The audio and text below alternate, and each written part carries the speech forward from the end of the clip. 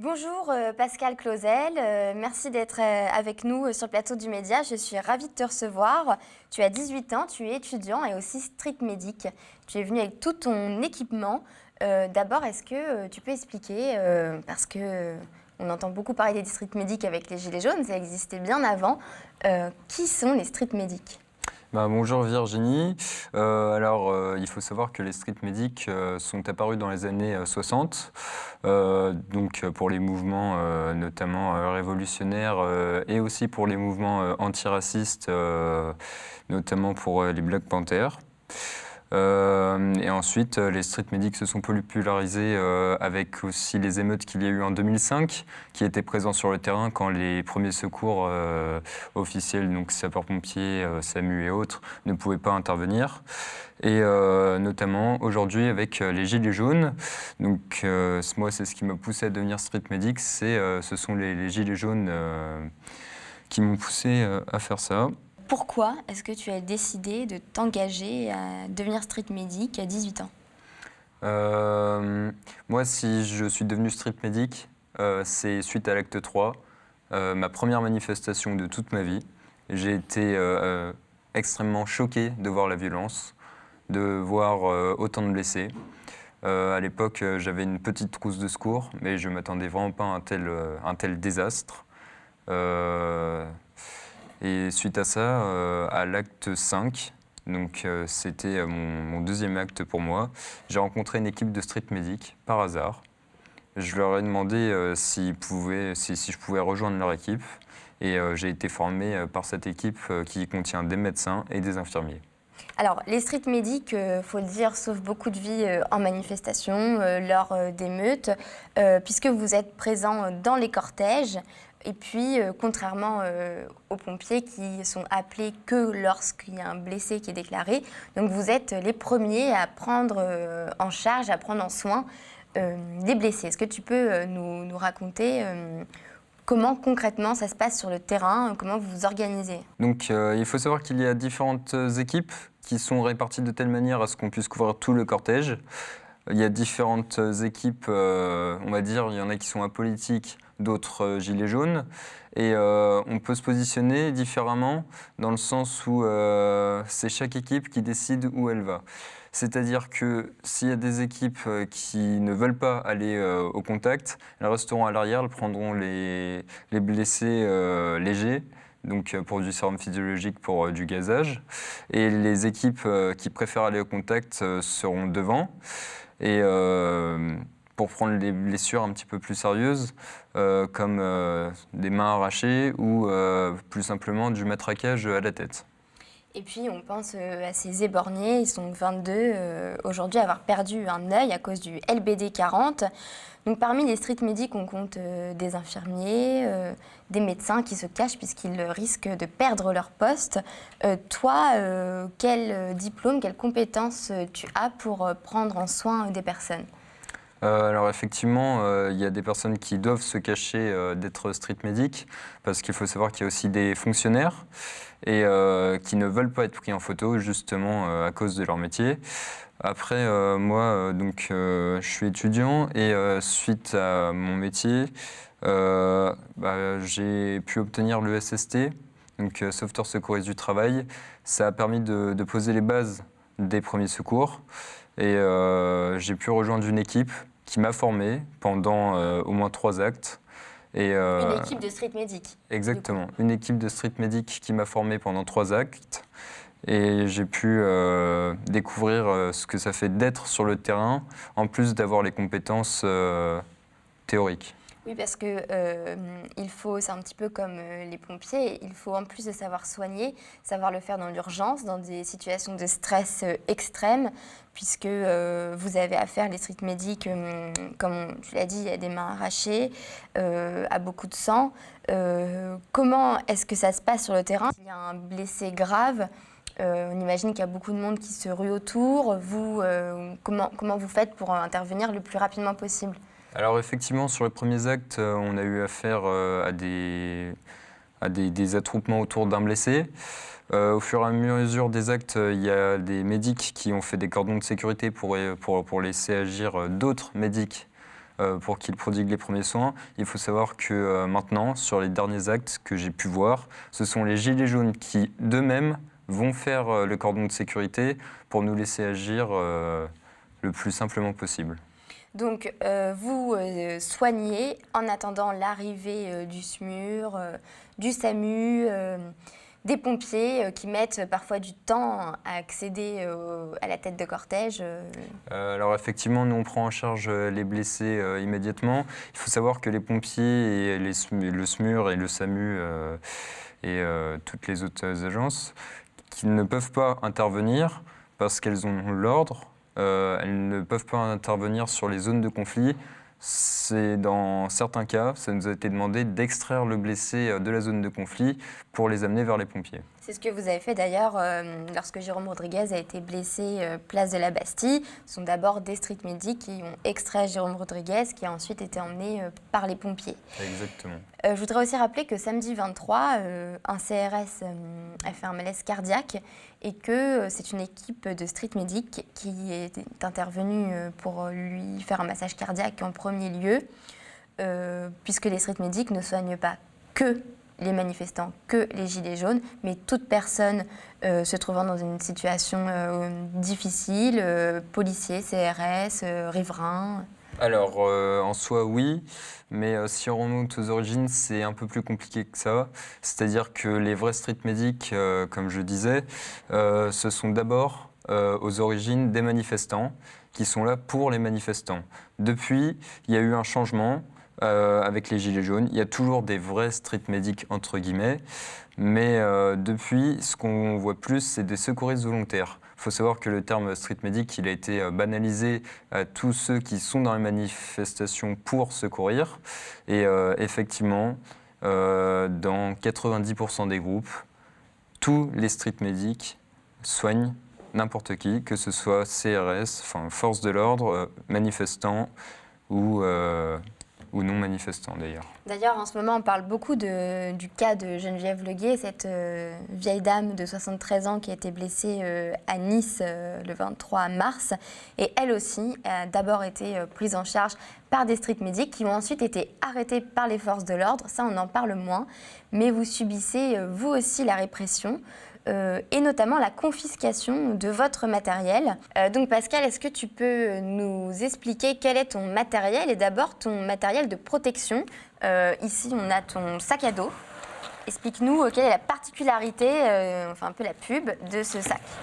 Alors effectivement, j'ai un sac à dos un petit peu particulier puisqu'il est coquet. C'est fait pour ralentir les balles de flashball. Alors, ce n'est pas sa fonction première à l'origine. C'est fait pour éviter tout projectile. Ce sac, c'est ce qu'utilisent nos propres sapeurs-pompiers en France.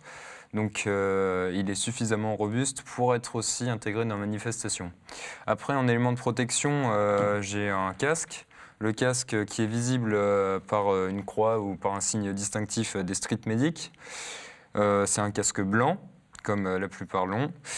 Et ça va permettre aussi de ralentir tout projectile qu'on peut se recevoir, par exemple des tirs de flashball ou tout autre projectile.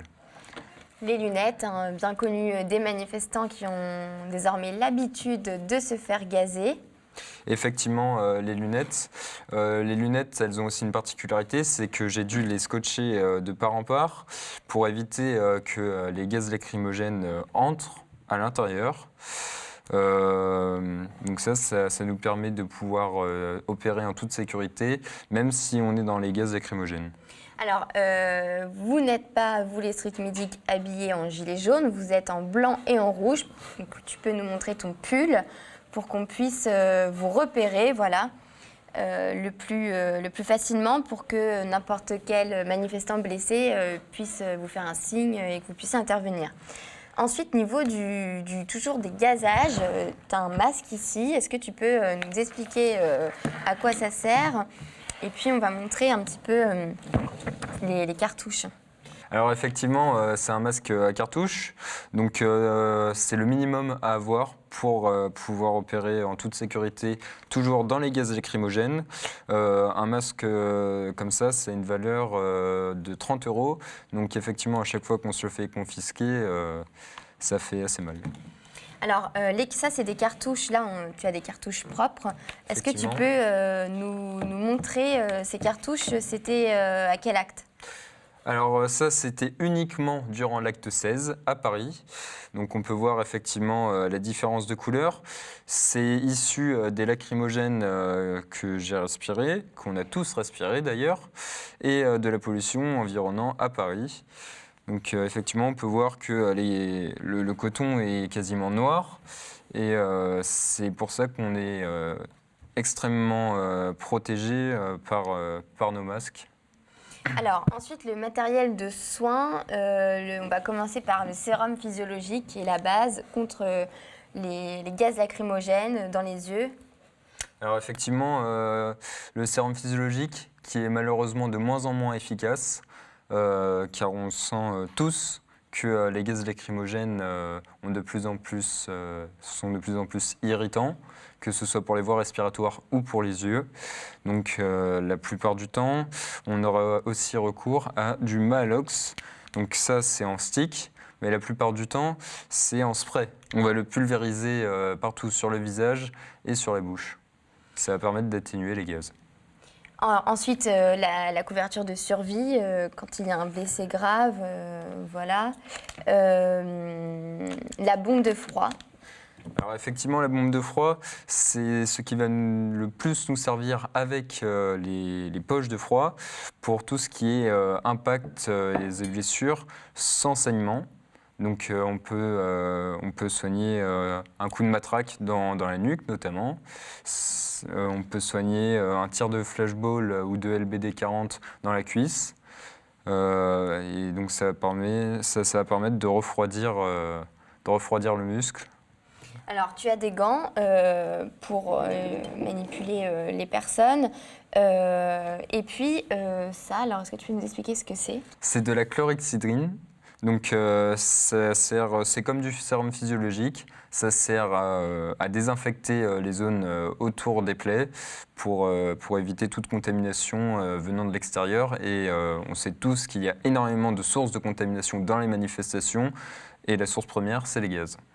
Alors, tu as aussi des ciseaux, puisque tu as des bandes et des pansements. Ciseaux qui peuvent être considérés par les forces de l'ordre comme une arme. Effectivement, on se fait confisquer les ciseaux la plupart du temps parce que c'est considéré comme une arme par destination. Ceux-là ont la particularité d'être à bout rond. Donc normalement, on peut passer tous les barrages de police avec sans être inquiété. Alors, il y a tout de même des street medics qui se font arrêter par les forces de l'ordre, qui ont passé beaucoup de temps en garde à vue, notamment à cause simplement du casque et des lunettes qui aussi sont considérées comme une arme par destination. Donc j'ai effectivement des amis qui se sont fait confisquer leur masque à plusieurs reprises. Et du coup, sous quel prétexte, puisque ça n'a pas l'air très violent? Sous le prétexte que c'était les ordres qui venaient de la mairie de Paris et on ne peut absolument rien y faire. Il faut savoir que la plupart du temps, quand on se fait confisquer un matériel, les forces de l'ordre n'ont pour habitude de ne pas donner de procès verbal alors que c'est obligatoire. Sinon, c'est considéré comme du vol, on peut porter plainte. Donc, n'hésitez pas à demander un procès verbal si on vous confisque quoi que ce soit. Alors, pour revenir à ton expérience, Pascal, est-ce que tu peux nous dire qu'est-ce que tu fais tous les samedis? Quelles sont les blessures les plus courantes? Donc effectivement, les blessures qui reviennent le plus souvent sont dues au gaz.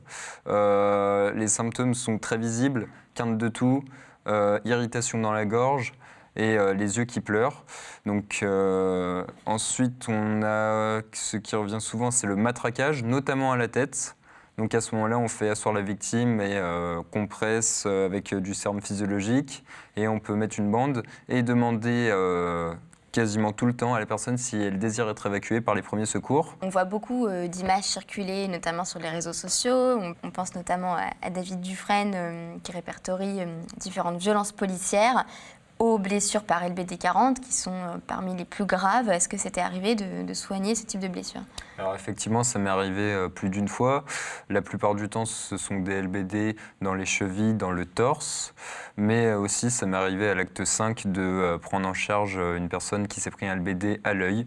L'arcade complètement explosée, l'œil qui ressortait à moitié. Donc, est-ce que tu peux nous expliquer, donc, lors de cet acte 5, tu vois cette personne touchée à l'œil par un LBD, qu'est-ce que tu fais pour lui venir en aide? La première chose qu'il faut faire dans ce cas-là, c'est calmer la personne. En général, il y a une montée d'adrénaline exponentielle. La personne est extrêmement nerveuse, elle veut courir partout. La première chose à faire, c'est la calmer. Après l'avoir calmée, il faut l'asseoir, lui poser une compresse sans appuyer, bander les deux yeux. Quand on a une blessure à un œil, il faut bander les deux yeux et prévenir les secours le plus rapidement possible. Ça fait partie des blessures les plus graves que l'on peut traiter. Et la plupart du temps, moi j'ai le SST, je ne suis pas apte à prendre en charge ce type de blessure. N'empêche que j'ai été amené à le faire et suite à ça, ça m'a apporté, je trouve, une formation en plus. Pourquoi, du coup, est-ce qu'il faut bander les deux yeux? Il faut bander les deux yeux pour éviter un effort de l'œil non atteint. Ça va faire moins mal à la personne qui a l'œil justement atteint, car les deux yeux bougent simultanément l'un l'autre. Et il faut surtout éviter l'effort. Alors, autre blessure causée par la grenade GLIF-4 qui contient du TNT, qui a arraché des mains et qui a causé beaucoup de blessures aux pieds. Alors là, on est vraiment avec la GLIF-4 face à une scène de guerre, puisque c'est carrément un membre qui peut être arraché. Ensuite, il y a des amputations.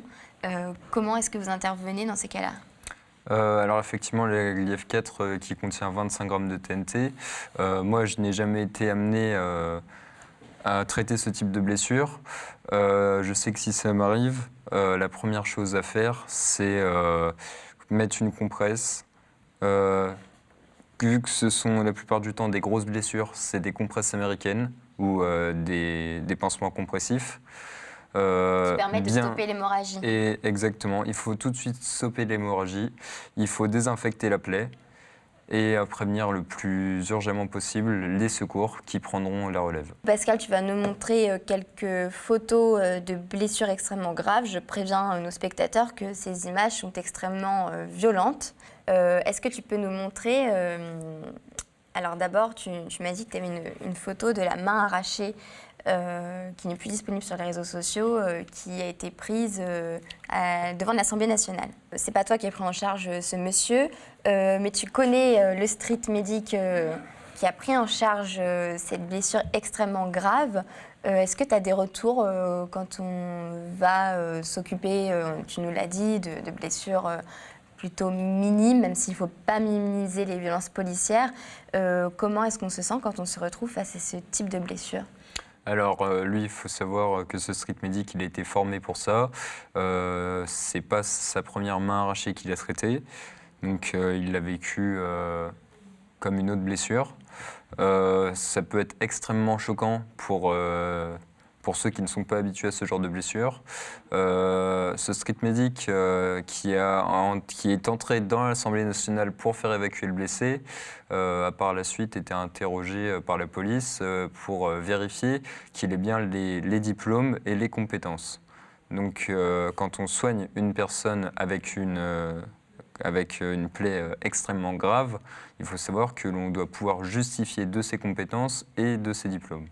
Autre zone touchée, le pied. Qu'est-ce qui se passe? Donc normalement, les GLIF-4 donc, sont envoyés au sol, normalement, et causent ce type de blessure. Est-ce qu'il y a un risque de perdre son pied? Pareil, qu'est-ce que vous faites? Oui, effectivement, la GLIF-4 doit être normalement envoyée à ras terre, à ras du sol. En aucun cas, la GLIF-4 ne doit être envoyée en cloche. Cependant, les exceptions comme ça, on ne les compte plus. On a retrouvé la chaussure qui a été littéralement explosée.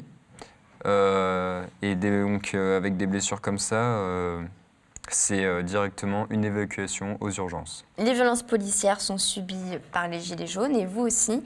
en tant que secouriste de rue, street medic, bénévole.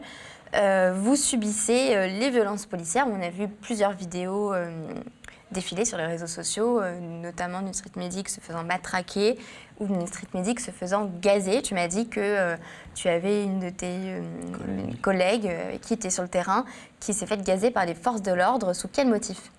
Aucun motif. La BAC a chargé. La BAC, j'ai pu les reconnaître si les policiers étaient habillés en civil. Ils avaient leur bandeau orange, marqué police. Il y a eu une charge donc, des forces de l'ordre. Les forces de l'ordre se sont repliées. Et suite à ça, j'ai ma collègue qui est partie en direction des forces de l'ordre parce qu'il y avait un individu qui a été interpellé. Il a été traîné par terre sur plusieurs mètres. Elle a vu du sang couler et elle a réagi instinctivement pour aller chercher le blessé. Il y a un policier, on pourra la voir sur la vidéo, qui l'a gazé 3 fois, sous aucun motif. Du coup, je l'ai récupérée et on a commencé les premiers soins sur elle. Tu nous as dit tout à l'heure que c'était ta première manifestation lorsque tu as manifesté pour les Gilets jaunes.